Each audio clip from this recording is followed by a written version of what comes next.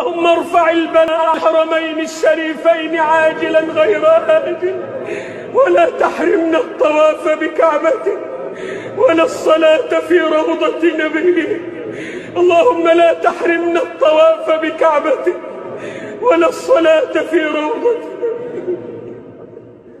لا تحرمنا من الجمع والجماعات، لا تحرمنا من أداء الصلوات. اللهم لا تحرمنا من الاجتماع للصلوات، اللهم لا تحرمنا من الاجتماع للصلوات. اللهم إن نبيك علمنا أن نفزع عند الشدائد إلى الصلاة لك، فنعوذ بك أن نحرم من الصلاة لك، ونعوذ بك أن نحرم من الاجتماع في بيوتك. لا تطردنا من بيوتك يا رب، لا تطردنا من بيوتك يا رب.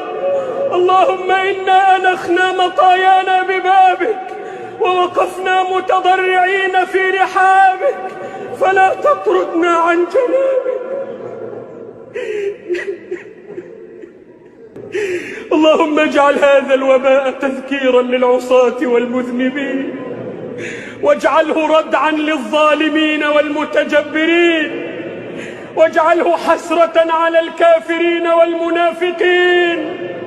اللهم وأنج المستضعفين، وفك أسر المأسورين، وارحم ضعفنا يا أرحم الراحمين.